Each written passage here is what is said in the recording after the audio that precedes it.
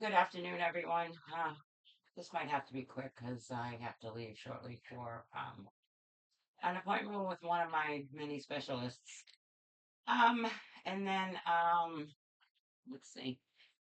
Um, an update on the law.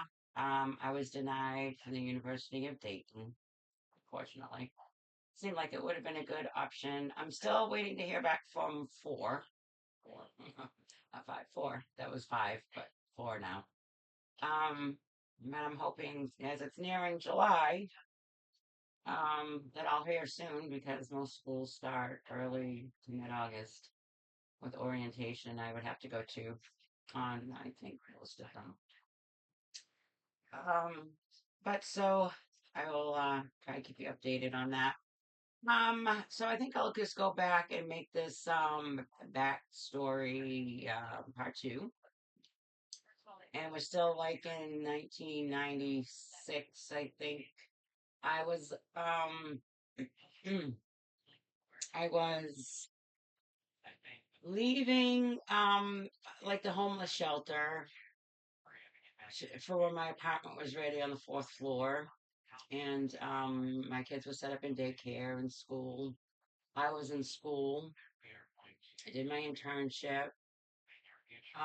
But before, let me just back up a little bit. But before I move into my apartment when I was still in the homeless shelter at Amazing. And if anyone from Emmaus ever sees this, because I will tag Emmaus, I love you. I don't know if you all are still at Emmaus because it's been 30 years. I love you, Janine. I love you, Paula, and I love you, Louise. Um, I don't think if it weren't for you and your program that I would be where I am today. I have a bachelor's. I know it took me a while to get to finally get my bachelor's degree. But I think you knew with my children, I had some things that were more pressing with them where I had to stay home with them, especially with my youngest with the heart surgery he had. Um, but if you're still in at Emmaus, keep doing what you're doing. You're a blessing to people's lives. Just know that you are. But and if I don't correctly remember anything, you can hit up my comments and tell me, Dora, that wasn't how it was, or it's not how I remember. But um, I did butt heads with some people. I will admit that. Because I don't think they really, at the beginning, fully understood the scope of my children's issues. And I didn't even. And there was a therapist that came on site. Sorry, I'm crying. I mean, it's been 30 years, and I know they made a difference in my life. I don't think I'd be where I am today. I don't know. I mean, I do have a strong constitution. I've always fought my own battles all through my life. I had to. I didn't grow up in the greatest household, but I did need that support, and so a therapist came, and I had issues with the children's behaviors. Um, they did have to get on some medications. There were times that they had to be hospitalized due to having unsafe behaviors. If you're a danger to yourself and others, just and it may not have just been me. Schools and other agencies, therapists, stuff at times. Called to have my children assessed for, if they needed to be hospitalized. And sometimes they did. And I'm not going to say it's a bad thing. I'm not going to say medication's a bad thing. And I'm also not going to say behavior modification techniques are a bad thing because I think all hand in hand they work together for people and especially children who suffer with mental illness. People can, sit there and say religion will fix everything. It won't. But I think that in some instances, like with my children, medication, behavior modification, and then possibly come off the medication and just work with those skills. But, I didn't really know, in my early 20s what, um, were possible issues with my children. I even didn't really fully understand that I was raised by a mother who was very like a grandiose bipolar. I think that's what they called it back then. They always change the names: bipolar one, bipolar two, grandiose, stuff like that. But I didn't really know. In my early 20s, um, my father wasn't as attached as he could have or should have been. He worked and he did his own thing, and they had divorced when I was a teenager, so I was kind of left responsible to take care of my mentally ill mother. Like at the age of 15, my father was like, I'm not driving your mother out anymore. My mother didn't get her license till she was 40. And I find that kind of common with who are bipolars. They just don't have this desire to drive. It's been common with my bipolar children. But yeah, my father at 15 says you have to start, taking your mother everywhere. And I didn't even have a license at 15. And you couldn't even get a license until you were like 16 or 16 and a half in Massachusetts back then in the 80s. Um, but yeah, so I eventually did have to get my license and I had to save up and buy a car and take her everywhere. But that's a whole nother story. My childhood, my crazy, crazy childhood is can't be fixed and it's not really what I'm here for. But I didn't understand mental illness because my mother was never treated. My father never really cared to have her institutionalized. She should have been. I mean, when you have a mother who throws dishes up against the wall and does off the wall stuff, you have to go somewhere. You just do. And but he never did. He just kind of unattached himself and kind of just left us to deal with her. Even when he walked out. He, one day she said, I want a divorce. And that time he said, yep. You know what I mean? Like, if you have a husband that wants out of the marriage, if you say, I want a divorce, he's going to jump at the chance. So, you know. Uh, but she's never really been properly treated. Even her doctors today, she's pushing 80, still tiptoe around her mental illness and say she's depressed. She's not. She's bipolar. And if you even tell her she's bipolar, she will get so angry with you. Um, but yeah, my father should have had her hospitalized, you know, in the early ages because she, didn't always act appropriately. It's just some stories from when I was a child that could be told, but anyhow. So when I was at this shelter, I didn't really have too many pediatricians with the children. I remember they're only 2, 4, and 6. So, they maybe didn't see anything, and I maybe didn't think that there was anything other than just behaviors that were a little bit different than what I saw with other children. Um, However, a therapist was coming to the shelter and he met with me and my children and he saw them and like some of the first things he said was they need medication and then they need to be put on disability. Um, so we all worked on that in time and I did get the children a therapist and then I got them into psychiatry. And their psychiatrist was really great.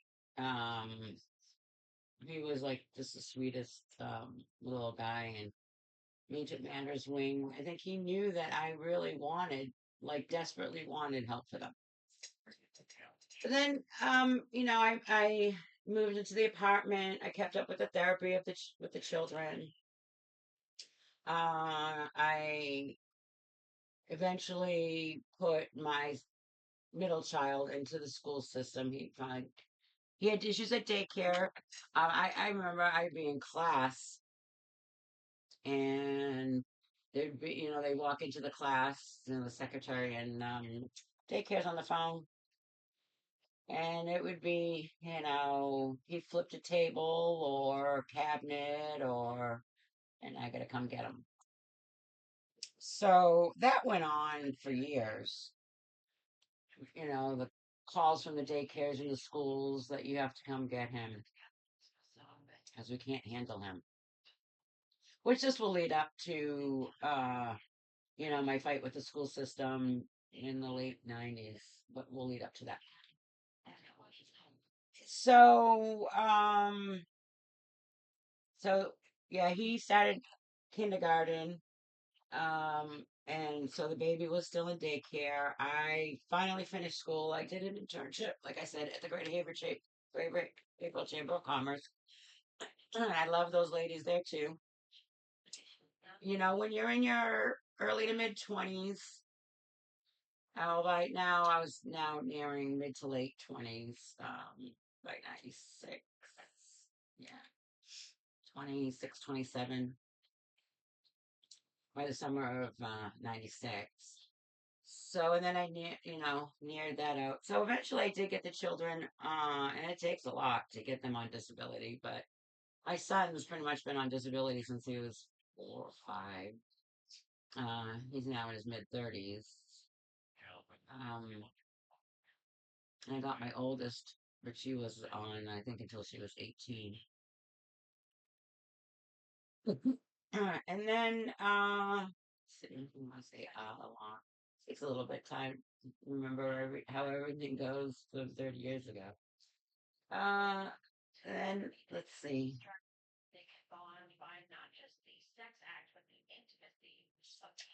Yeah, so I eventually got a job. I still, about a year later, didn't have a car. I was saving from my taxes, and I started a job. So saving from that, and so daycare. The middle one was kindergarten by 97. So yeah, I think we're into 97 now. And then the oldest was, I want to say, second grade because they're like 2 years apart. So yeah, things went, pretty well. Had them in therapy, had them see a psychiatrist, had them on some medications, and things seemed to go well. On occasion, sometimes medications aren't effective. They end up having to be screened again at a hospital. They've been to different ones, but over years, 3 years. But one of my favorites that both of them, my two oldest went to, my two youngest never had to be, but the two oldest had to be hospitalized on occasion. It was Hampstead Hospital in Hampstead, New Hampshire. I didn't just love it because it was close to home. It was just a really, really nice facility with really great people. And so we just kind of went along. I, stayed single for many years, just dealt with my children's needs. Got out of a potentially really harmful situation. Did my school, started my job, was working, walking back and forth everywhere, taking the kids everywhere. And I would start doing a lot of things with the kids. Like there was a racetrack that wasn't so far away, but eventually I had to get a car first.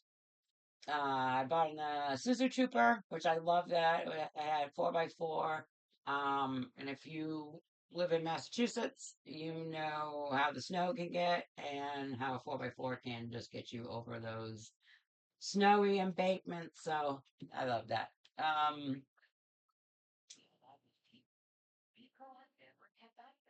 And so eventually I did get a car, 97, I think almost 2 years later of walking everywhere, and that the kids were happy. I'll tell you that. But then I started doing a lot of things like taking them to the beach, like Salisbury Beach, Hampton Beach, or I take them back to where I grew up on the South Shore. Um, my father lived in Plymouth at the time, so we go back and forth everywhere, or take him to watch the races. My son did not like those. he would crawl under the bleachers and hold his ears because he not like the sound of the loud cars and the sound it made ricocheting off of the track and stuff like that. But my daughters loved it. And then I would also take them a lot of times to the hat show. We'd park in Braintree, take the T, and there's a lot of free concerts from the local like BCN and AF, and they would be free concerts. So we just bring up a blanket and sit. And they had like fair food like surrounding the stage and the field. And so the kids always like loved doing stuff like that. So I stayed single. I worked and took the kids to doctors and kept that going. Well, Emmaus with their housing program, they only let you do 2 years, but I think they extended that an extra year for me because of the situation I was working with the children and their schooling and those issues across the board. I think want to say in 1998 or 99, I put my daughter into a kindergarten program at a local church in town. And her teacher was nice. She was wonderful. And one day she came up to me, and I was like nearing the end of my contract to stay at Amigas Housing. I was out with the school, the daycare. I was working. And that's what all your attentions have to be. You either have to go to school or you have to work to stay there in the program. And so I did benefit from the school, and then I went to work, and you had discounted rent through I think the HUD program. I think the school was like through some form of an educational program, and the housing was through some sort of a HUD style program. And so her teacher, took, I think my daughter was her favorite child. I don't know, ever or just that season, but she really loved her. She would do a lot of things with her. She'd bring her to her house. And she also told me one day, I have a house for rent. Um, and, are you interested? It's like 800 a month. And she brought me over to look at it, and it was really great. I really loved her house. It was so cute. It was on a decent piece of land. I don't even know how many parcels of acres she had. But there was a nice brook that went between the two houses in some wooded area. And it had one, two, three bedrooms, but a huge open loft. So like you walked in, it was like an open loft and then a bedroom in the back. So I put my girls upstairs and my son in the bedroom next to mine. It had a cute, decent kitchen, eat-in kitchen, and a living room. So we lived there for a few years and till well, eventually I moved out, and we'll get onto that because that was a new stage of my life. But so yeah, so we'll just end this in I think 88, 89. I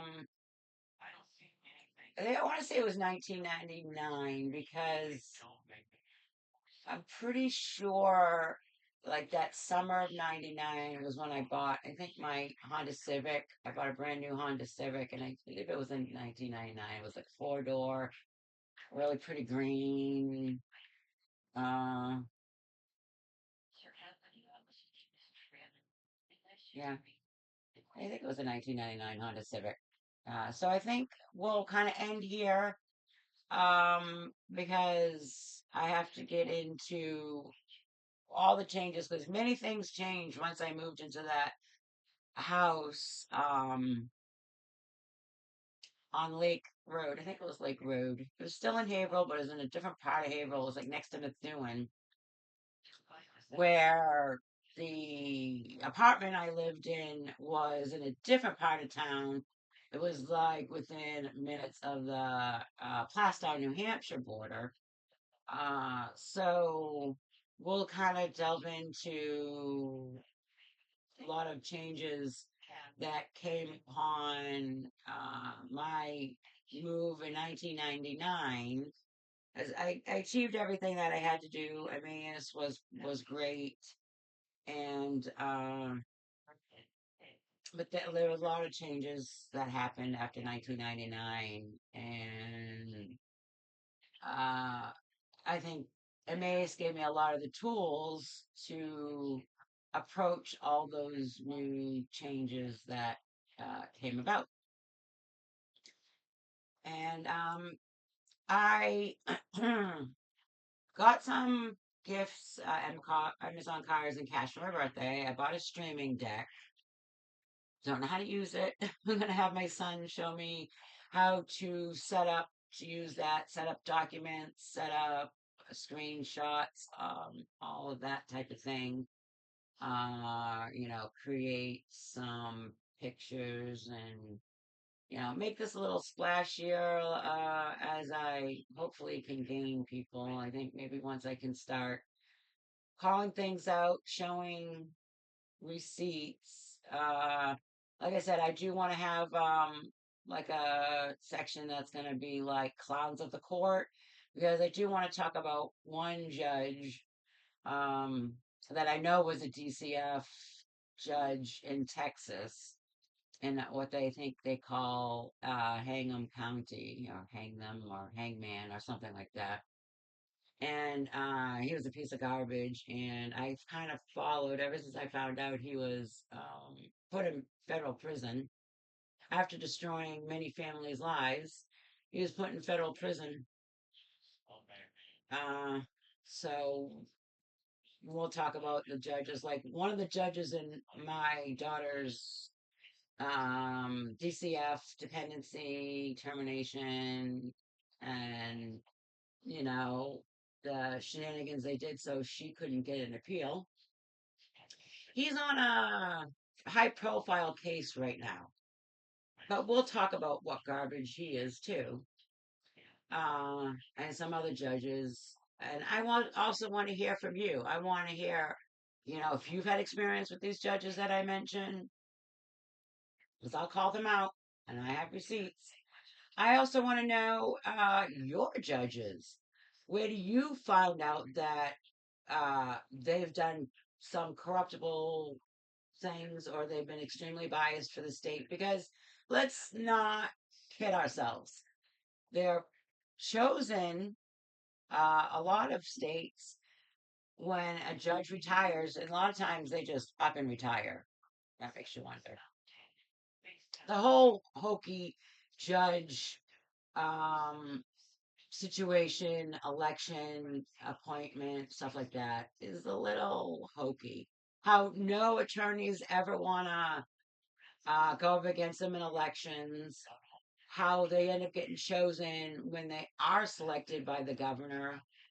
You know, what goes behind those conversations? Because we know the governor is behind the um, taking of children and selling them. We know that. We know they're behind that because it makes money for the state. Who runs the state? The governor. Who has to sit there and say, we're solvent? The governor. So let's not pretend that there's no behind the scenes back talks. I'm not saying with every judge. I'm not saying that every judge that does dependency is corrupt. Some of them are just lost. Some of them, I think, believe these professionals, a CPS, over some poor deadbeat parent. But we will talk about judges because there's just too much power given to them. And if you do file a complaint against them, they look the other way. Why not? They're all run by the state. They're all controlled by the state. They're all puppeteers by the governor. I don't know if you all remember 2008 and that, uh, and where all the houses went into, or not all of them, but many of the houses went into foreclosure. People went into bankruptcy. Do you remember all the states that were insolvent or near bankruptcy? And all of a sudden, they're not. Could some of it be federal funding? Could federal funding be a lot of money into the coffers of the state? How much really is made by the states with their care? How much of it actually goes into the children? That's a good question. I know it doesn't go to the parents or barely helps parents. It's not like 30 years ago where literally DCF one time told me, remember, it was a voluntary case. I was told I could open a case voluntary, and I did. I said I need services, I need a safety net, because I was in uncharted territories with children with not behavioral issues, but mental health. They had mental health issues that needed to be managed, which I did. But there were times like my DCF worker would be like, "Do you need this? Do you need that?" They bought Christmas presents for my children in the mid 90s. They, at one time, they had a surplus of funds, and she came to me and said, "Go buy like $500. Go get yourself some fans. Go get yourself a new TV. Go get clothes for you and the kids." And back then, $500 went far at Walmart. I put on a layaway and they paid it. So there were a lot of things that they used to help with, after school care, summer camp, stuff like that. We will talk about, and I will hopefully pull up people who remember DCF from the 80s, 90s, whatever, and today. It is a whole different, powerful beast. And we will talk about the law that created this. And we will talk about one of my grandsons who's been wasting away in a group home because they hate me for the sole reason because they hate me because I fight them and I call them out, and that is just wrong. That's just wrong. You shouldn't be making a child. And by the way, he was given back from his adopted parent, who's a cop. The cop can't handle a teenage child. Are you kidding me? No, she didn't want him. She wanted little babies. She wanted to get money for the little babies. And she just doesn't have my grandchildren that she adopted. She also has a bunch of other kids come in and out. She's a foster monster who does it for the money. She's a part-time cop who can't really who can't really hack having a teenage. I don't know how someone that's trained cop can't hack having a teenager. Me, I was like 20 something and had to deal with children with mental illness. And I told DCF from the get go that I know about mental illness and I can work my grandchildren through all the steps and all the help that they need. And let's not pretend children if children have mental illness, start them from a young age. Don't wait till they're teenagers. Don't wait till they're adults to get them the proper help that they need. Start young. And people who are anti therapists and psychiatrists and psychotropic meds or whatever you call it, stop. Just stop. The brain is just as potentially, I don't want to say defective, but susceptible to illness, disease, disorders, and everything as the heart is, as the lungs are. So whatever, you can say you have asthma, but you can't. You can agree that people can have asthma, or heart murmurs, or other organ deficiencies, but not agree that they can be imbalances in the brain or other, you know, mental illnesses caused by. I took one class of oh, I don't even know what it was. Sorry. That went over all of that in school, but I can't remember everything. And I can't remember everything that I learned 30 years ago. Uh, but I do remember a lot, and I do remember what I had to do, and I will find documents and show those over time. But thanks for coming to my page or my channel or whatever you call it. And I hope to build it up because I really want to talk about DCF. That's mostly my cross to bear is fighting DCF of today. DCF of today that will take children away from a mother because her house is messy, because she's poor, or parents. It's not always a single mother. Don't get me wrong, single father or a two parent family will take the children away because they life is a little different than yours, or maybe they just weren't educated properly and how to take care of children. And this whole and judges who allow these ex parte hearings with a messy house is gonna make these children die tomorrow. Bull crap. That's what it is. It's bull crap.